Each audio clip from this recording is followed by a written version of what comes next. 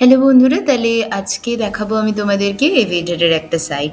এই সাইটটা কিভাবে সেট আপ করতে হয় পুরো জিনিসটা আমি ভিডিওতে দেখাবো। তার আগে চলো তোমাদেরকে সাইটটা দেখিয়ে দিই। তো এখানে যেরকম দেখতে পাচ্ছ এভিয়েটরের এরকম একটা ইন্টারফেস আসবে। গেমটার ইন্টারফেসটাও দেখিয়ে দিই।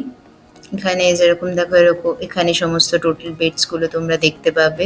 এখানে যেমন আমি দিলাম ব্যাটে, ক্লিক করলাম। এবার এখানে ক্যাশ আউটে ক্লিক করলে পরে এই যে সাথে সাথে এটা অ্যাড হয়ে যাচ্ছে অ্যামাউন্টটা তোমরা দেখতে পাবে। এবার এইখানটাতে সমস্ত ডিপোজিট ফান্ডসে গেলে পরে বিকাশ মেথড, সমস্ত পেমেন্ট মেথডগুলো অ্যাভেলেবেল আছে। এখান থেকে উইথড্র তোমরা বিকাশ দিয়ে করতে পারবে। তাছাড়া তোমাদের কাছে যেটা মেন জিনিস অ্যাডমিন প্যানেল দিয়ে সমস্ত কিছু তোমরা দেখতে পাবে। ইউজার ম্যানেজমেন্ট, কটা ইউজার আছে, সমস্ত ডিটেলস। অ্যান্ড যেটা সব থেকে আকর্ষণীয় জিনিস সেটা হচ্ছে ম্যানুয়াল কন্ট্রোল আছে তোমাদের কাছে, কোথায় প্লেনটা ক্র্যাশ করাবে সেই পুরো জিনিসটা তোমরা হ্যান্ডেল করতে পারবে। এখানে অ্যাকশন বাটনে গিয়ে পুরো জিনিসটা তোমরা নিজেরা ভ্যালুটা সেট করে কোথায় প্লেন ক্র্যাশ করাবে সেই জিনিসটা তোমরা সেট করতে পারবে। তো চলো ভিডিওটা শুরু করা যাক তাহলে। প্রথমে সাইটটা চালানোর জন্য আমাদের কোথাও একটা সাইটটা হোস্ট করতে হবে। তার জন্য আমাদের একটা ডোমেন কিনে নিতে হবে। ডোমেনটা কেনার জন্য আপনারা VistraHost.com-এ যেতে পারেন। এখানে আপনার সুবিধা মতন যেটা প্রয়োজনীয় সেই একটা প্ল্যান বেছে নিন। সেখান থেকে আপনি ডোমেনটা কেনার পরেই আপনার ড্যাশবোর্ডে দেখতে পাবেন আপনার সি প্যানেলটা। নিজের ডোমেন কিনতে হলে পরে আমাদের VistraHost.com সাইটটাতে ভিজিট করুন, আর এই লিঙ্কটা আমাদের ইউটিউব ডেসক্রিপশনে পেয়ে যাবেন। আমি আপনাদের দেখাবো এভিয়েটর গেমের কিভাবে সেট আপ আপনারা করতে পারেন নিজেরা। তো প্রথমে দেখতে পাচ্ছেন যেটা সি প্যানেলে আমি অলরেডি লগ ইন করে নিয়েছি। এবার এখানে আমি চলে যাবো ফাইল ম্যানেজারে গিয়ে public_html এই ফোল্ডারটা আপনারা দেখতে পাবেন। এইখানে কি করব না, আমি আমার জিপ ফাইলটা আপলোড করে দেবো। জিপ ফাইলটা আমি আপলোড করে দিচ্ছি। এটা আপলোড হতে হতে আমরা ডেটাবেসটা চটপট বানিয়ে নিই। ডেটাবেসে বানানোর জন্য ডেটাবেস উইজার্ডে ক্লিক করবেন। তারপরে এখানে আপনার যে কোনো একটা যা ডেটাবেসের নাম দিতে চান সেই নামটা দেবেন। এখানে আমি ডেটাবেসের নাম, ইউজার নেম আর এই পাসওয়ার্ডটাও তিনটেই আমি সেম রাখছি আমার সুবিধার জন্য। আপনারা যেটা হোক করতে পারেন, কিন্তু এটা কিন্তু মনে রাখবেন বা কোথাও একটা নোটপ্যাডে নোট করে রাখবেন যে পাসওয়ার্ড, ইউজার নেম আর এটা কি দিলেন, কারণ এটা আমাদের কিন্তু এরপর লাগবে। আমাদের ইএনভিতে আমাদের স্টোর করতে হবে এই নামগুলো, নাহলে পরে কিন্তু আপনাদের সাইটটা চলবে না। তো জিপ ফাইলটা আমার আপলোড হয়ে গেছে। এবার আমি এক্সট্রাক্ট করছি। এক্সট্রাক্ট ফাইলসে ক্লিক করলাম। আচ্ছা, ততক্ষণ আমি হচ্ছে কি করি, এখানে আমার রিটার্ন টু ম্যানেজ মাই ডেটাবেসে চলে গেলাম। এখানে কিন্তু দেখতে পারেন ডেটাবেসটা তৈরি হয়ে গেছে, ইউজারও তৈরি হয়ে গেছে। এবার আমি PHP মাই অ্যাডমিনটা খুলে নেব। PHP মাই অ্যাডমিনটা খুললেই যে ডেটাবেসটা আমার তৈরি হয়ে গেছে। এবার এখানে আপনাদের SQL ফাইলটা আপলোড করতে হবে। তো SQL ফাইলটা আপলোড করে ফেলি। এরপর ইম্পোর্টে ক্লিক করলে পরেই দেখতে পাবেন সমস্ত ফাইলগুলো চলে এসে এখানে ইউজার্স টেবিলে গিয়ে সমস্ত ইউজারের ইনফরমেশনগুলো পেয়ে যাবেন। তাহলে এবার আমরা ডেটাবেসটা বানিয়ে নিয়েছি অলরেডি। এবার আমরা কি করবো না, .env ফাইলে আমরা ডেটাবেসের সমস্ত জিনিসগুলো দিয়ে দেব। নাম, পাসওয়ার্ড সবগুলো আমরা চেঞ্জ করে দেবো। তো public_html যে ফোল্ডারটা দেখতে পাচ্ছ এখানের ভেতরে চলে আসবে। তারপরে লারাভেল বলে একটা ফোল্ডার দেখতে পাবে। লারাভেল ফোল্ডারটা খুলে নিলে পরেই সবসময় চেক করে নেবে সেটিংসের ভিতরে গিয়ে যে শো হিডেন ফাইলস এই জায়গাটা অন আছে কিনা। এটা অন থাকলে পরে তোমরা .env বলে একটা ফাইল দেখতে পাবে। এডিটে ক্লিক করলাম।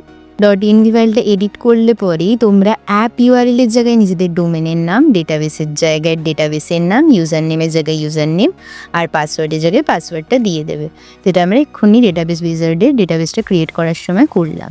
এবার দেখো আমি দিয়ে দিয়েছি অলরেডি আমার database name, user name, password তিনটেই আমি সেম রেখেছিলাম, দেখিয়েছিলাম আমি সেটিংসের সময়। আর অ্যাপ ইউআরএল এর জায়গায় আমার ডোমেনের নামটা, যেটা তোমরা যেই ডোমেনে কানেক্ট করবে সাইটটা সেই ডোমেনের নামটা করে তোমরা সেভ চেঞ্জেসে ক্লিক করে দিলে পরেই কিন্তু তোমাদের এটা হয়ে যাবে।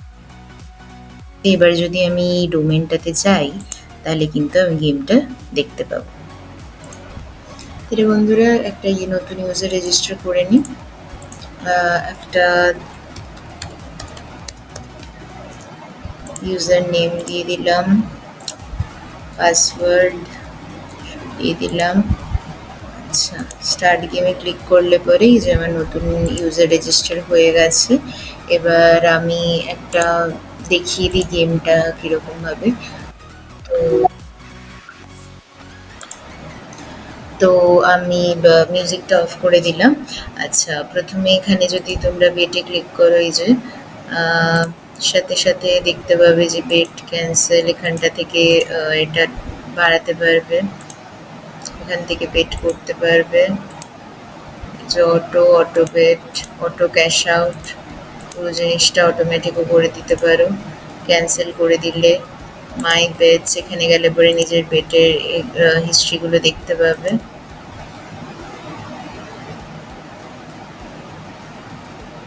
আচ্ছা, এই যে বেটে টিপলে এবার কি তুমি এই যে ক্যাশ আউট করলে পরেই কিন্তু এই যে তোমার টাকাটা এখানে অ্যাড হতে থাকবে। ঠিক আছে, তারপরে আমরা প্রোফাইল সেকশনে গেলে পরে পার্সোনাল ডিটেলসে গেলে পরে প্রোফাইল সেকশন দেখতে পাবো, যে কান্ট্রি এভরিথিং দেখতে পাবে, রেফারেল দেখতে পাবে। তারপর লেভেল ম্যানেজমেন্টে গেলে পরে এগুলো দেখতে পাবে, সব ট্রানজ্যাকশন হিস্ট্রিটা দেখতে পাবে, নিজের পার্সোনাল ডিটেলস দেখতে পাবে। এর সব থেকে ভালো একটা জায়গা সেটা হচ্ছে অ্যাডমিন প্যানেলে যদি যাই তাহলে পরে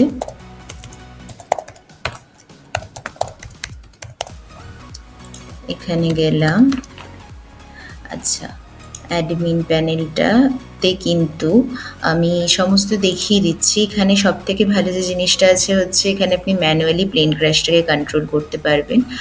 প্রথমে ড্যাশবোর্ডে আসলাম, ড্যাশবোর্ডে এখানে টোটাল ইউজার রিচার্জ সমস্ত কিছু দেখতে পাবেন, ইউজার ম্যানেজমেন্টে কটা ইউজার আছে, তাদের ওয়ালেট রিচার্জ সমস্ত কিছু দেখতে পাবেন। এবার সব থেকে যে আকর্ষণীয় জিনিসটা প্লেন ক্র্যাশ, এখানে আপনি ম্যানুয়াল প্লেন ক্র্যাশটা নিজেই কন্ট্রোল করতে পারবেন পুরোপুরিভাবে।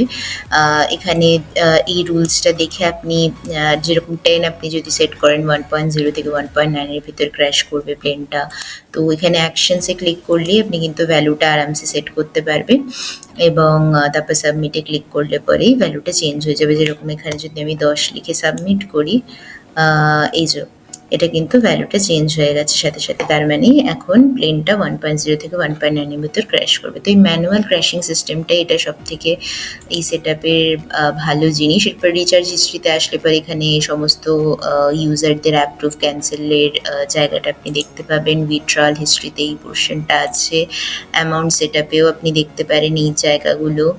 তারপরে ব্যাঙ্ক ডিটেলে আসলে পরে যেই অ্যাকাউন্টের ইউজাররা আপনাকে টাকাটা পাঠাবে সেই অ্যাকাউন্টের ডিটেলসটা আপনাকে দিতে হবে। আর যদি আপনি কিউআরে আপনি করতে চান সেটাও আপনি আপলোড করে দিতে পারেন খুব সহজভাবে। ধন্যবাদ বন্ধুরা। যদি এই সেট আপটা আপনাদের দরকার হয় তাহলে পরে আমাদের সাথে যোগাযোগ করুন এই সোর্স কোড আর এসকিউএল ফাইলের জন্য। আর ভিডিওটা ভালো লাগলে লাইক, শেয়ার, সাবস্ক্রাইব করে দিন। ধন্যবাদ।